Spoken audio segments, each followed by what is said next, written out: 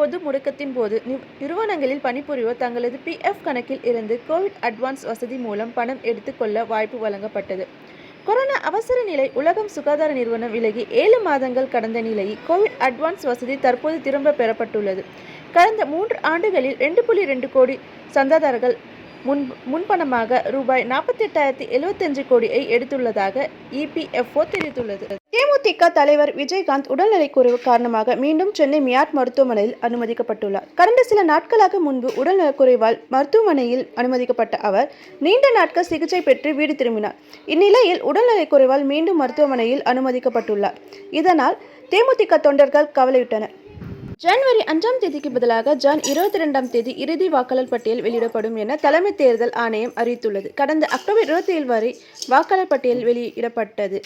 இதனைத் தொடர்ந்து தமிழகம் முழுவதும் உள்ள வாக்குச்சாவடிகளில் சிறப்பு முகாம்கள் நடத்தப்படும். வாக்காளர் பட்டியலில் திருத்தங்கள் மேற்கொள்ளப்பட்டது. இந்நிலையில் இறுதி வாக்காளர் பட்டியல் வெளியிட அவகாசம் நீடிக்கப்பட்டுள்ளது. பெங்களூர் நகரம் முழுவதும் பலத்த போலீஸ் பாதுகாப்பு போடப்பட்டுள்ளது. கன்னடத்தில் பெயர் பலகை வைக்காத கடை மற்றும் வணிக நிறுவனங்கள் மீது கன்னட அமைப்பினர் தாக்குதல் நடத்தி பெரும் போராட்டத்தில் ஈடுபட்டு வருகின்றனர். இந்நிலையில் போராட்டத்தில் ஈடுபட்டு வருபவர்கள் போலீசார் கைது செய்து வருவதால் பெங்களூர் நகரம் முழுவதும் பரபரப்பான சூழல் நிலவுகிறது. இதனால் அங்கு உள்ள பொதுமக்கள் அச்சமடைந்துள்ளனர். சிவகார்த்திகேயன் துரோகம் செய்துவிட்டார் என இசையமைப்பாளர் ஈமான் சமீபத்தில் பரபரப்பு குற்றச்சாட்டை முன்வைத்தார்.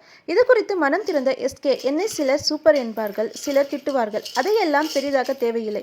என்னை பிடிக்காதவர்களிடம் நான் எதுவும் சொல்ல விரும்பவில்லை. பிடித்தவர்களுக்காக எனது பாதையில் ஓடிக்கொண்டிருக்கின்றேன் என்று மறைமுகமாக அவர் பதிலளித்தார்.